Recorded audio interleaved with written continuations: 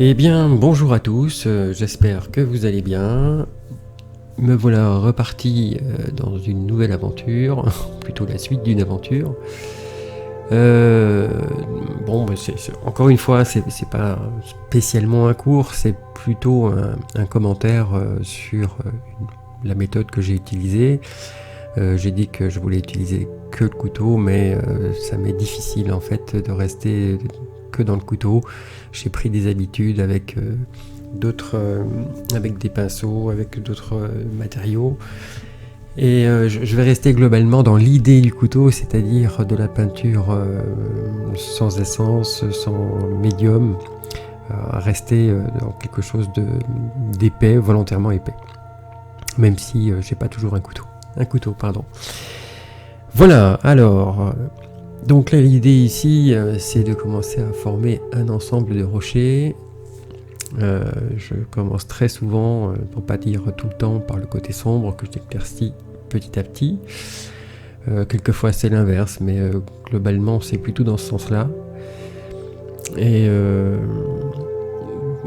voilà, donc là je suis simplement dans les bases.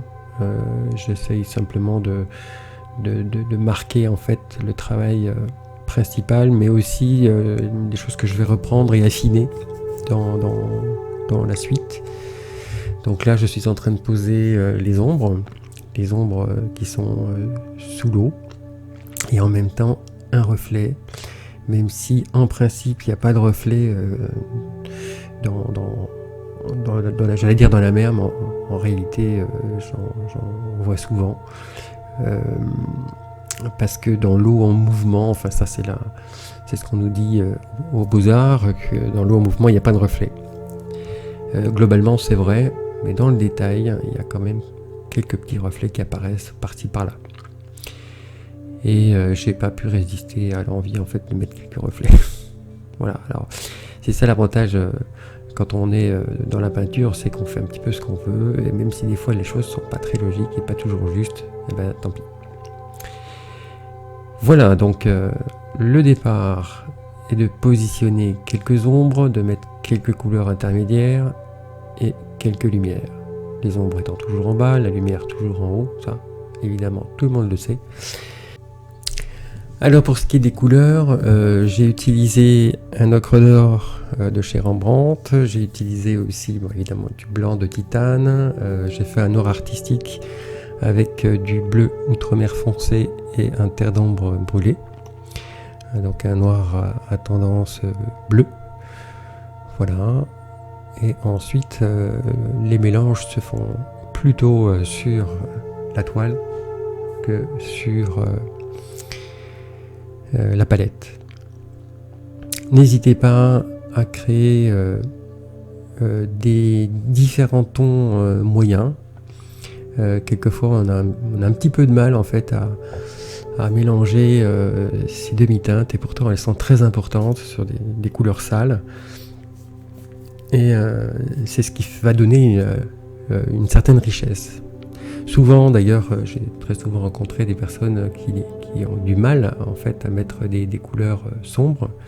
Il ne faut pas hésiter, parce que les contrastes sont très importants, surtout en Provence où la lumière est très forte, donc des ombres très puissantes.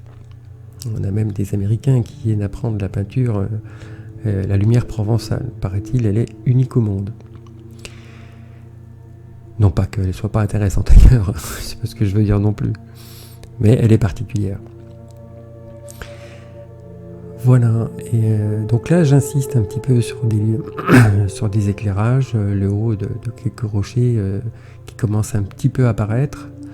Je cherche pas à trop détailler pour le moment, on est dans la première partie du tableau, et je positionne les choses, les éléments, je mets quelques détails mais très suggérés. Ensuite commence la végétation, et je commence par mettre un terre verte mélangé avec un petit peu de bleu outremer, de manière à poser les ombres en premier. Donc c'est pour ça que j'accélère un petit peu plus la vidéo, de manière à ce que ça aille un petit peu plus vite. C'est très simple, il y a juste une surface à positionner. Et je vais travailler dans le frais, de manière à ce que la couleur intermédiaire que je vais poser se mélange avec ce sombre. On peut être en technique humide sur sec aussi. Il faut simplement faire un petit peu plus attention de ne pas tout couvrir.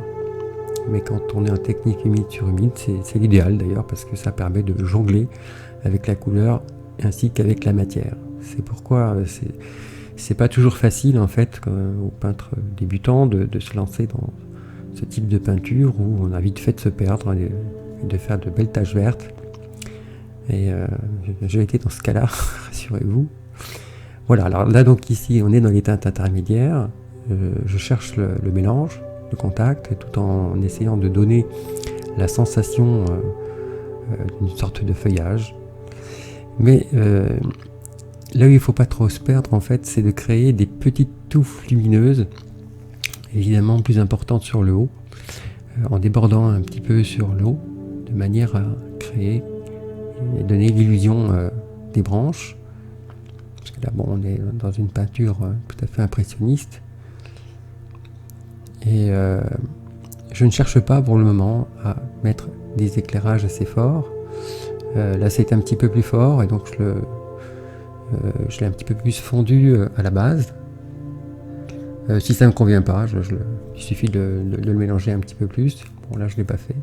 C'est plus un ressenti, hein. C'est pas tellement quelque chose de très défini. L'impressionnisme, c'est donner l'impression.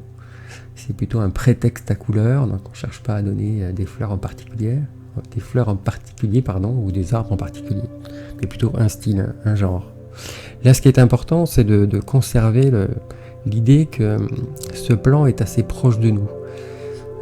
Donc du coup, l'idée du couteau vient bien, avec un petit peu d'épaisseur. Voilà, ce coup-ci, donc les lumières arrivent. Je me concentre davantage sur le bout des branches. Voilà. Évidemment, il y en aura un peu moins sur le bas, sauf si les branches viennent vers nous, auquel cas elles sont à la lumière aussi. Là, le piège, c'est d'en faire trop, parce que c'est vite sympathique. On se dit, ah, mais moi j'aime la lumière, j'en veux plein. Et on en met partout.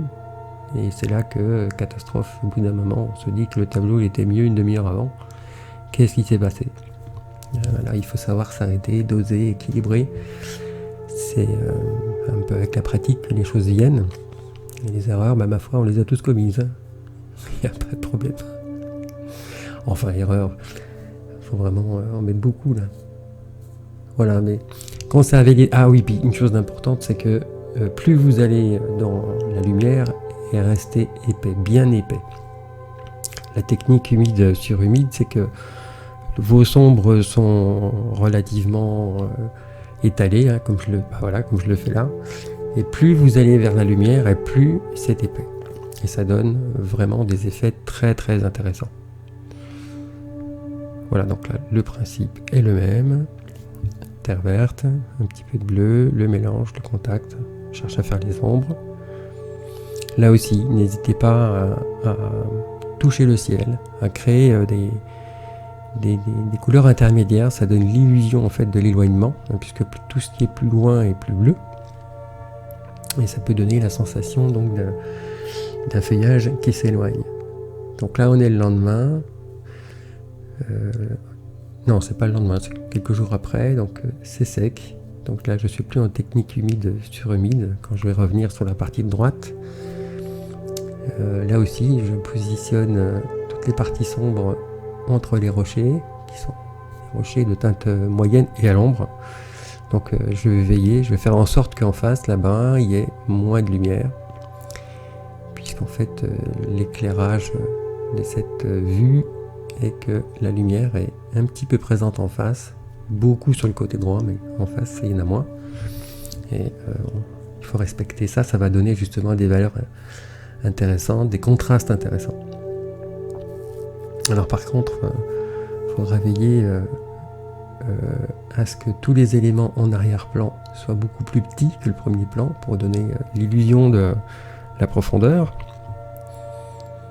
Et c'est pourquoi en fait je ne vais pas le faire au couteau, je vais le faire au pinceau éventail, de façon à ce que chaque impact soit beaucoup plus fin et plus petit et donner l'illusion des branches dans son ensemble, plutôt que là, j'ai fait des branches avec quelques détails pour donner la sensation qu'il y a des choses dessus, comme des feuilles, peut-être des fleurs, enfin, plutôt des feuilles. Enfin, voilà. Alors ici, le principe reste le même, c'est-à-dire que on vient éclairer. Cette fois, comme tout est sec en dessous, je vais donner l'illusion d'un mélange avec le fond, bien que ce ne soit pas possible, tout simplement en faisant mourir la peinture. Donc les couleurs seront moins puissantes, moins fortes, et donc moins lumineuses par le fait. C'est important parce que vous allez créer différentes valeurs, mais avec une technique un petit peu différente, puisque cette fois on travaille en technique humide sur sec. Comme c'est loin, faites des petites touches pour donner encore une fois cette idée d'illusion, d'éloignement. Et par contre après en termes de couleur, c'est la même chose, couleur moyenne dans un premier temps et l'éclairage ensuite en venant éclairer, pas chaque branche évidemment, mais un ensemble de branches plutôt lumineux, donc plutôt en haut et beaucoup moins vers le bas. Voilà, n'hésitez pas à tourner le pinceau aussi, ça crée des petites touches différentes, parce que là aussi dans la nature, rien n'est pareil. Et c'est important d'utiliser en fait ces petites techniques. Voilà, donc là l'éclairage est un petit peu plus fort, donc l'empattement est un petit peu plus fort aussi. Oui, de suite on sent le haut des branches qui arrive.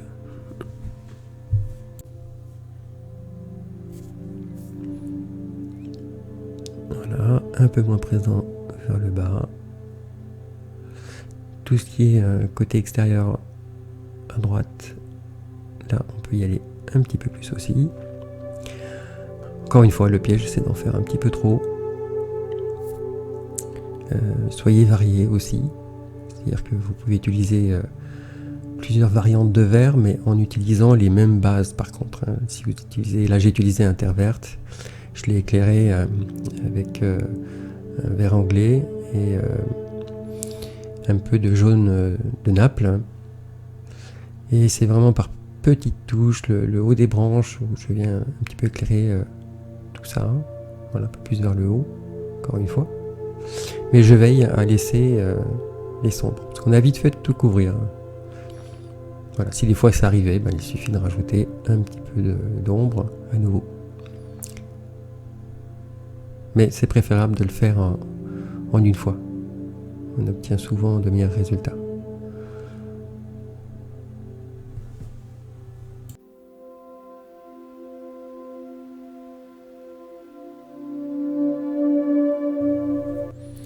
Alors ici j'ai mis un petit éclairage un peu différent avec un petit peu de blanc dedans. Voilà, c'est pour donner un petit peu de variété. Je ne vais pas trop détailler parce que c'est loin tout ça. Plus je détaille, plus je rapproche les choses. Donc c'est à éviter vu que c'est un plan qui est quand même un petit peu loin. Donc là je recommence à préciser les ombres un petit peu plus marquées. Au couteau, ça me permet justement de placer des ombres pas très définies non plus.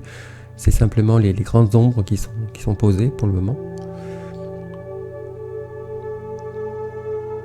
Voilà. Donc là par contre on est dans le frais. La peinture est pratiquement sèche, mais parce que là je cherche le mélange en fait, les couleurs moyennes. Faites des flous au départ, ça c'est important aussi. Les flous en premier, tout ce qui est net en deuxième partie. Voilà, j'espère que cette vidéo vous aura plu pour cette deuxième partie. Il y aura beaucoup d'autres parties puisque je compte faire pas mal de choses dessus. Pour moi, l'intérêt de montrer cette vidéo, c'est de montrer un tableau dans son entier, dans son intégralité. Il y a souvent beaucoup de travail dont on ne s'imagine pas, et on en est vraiment qu'au début.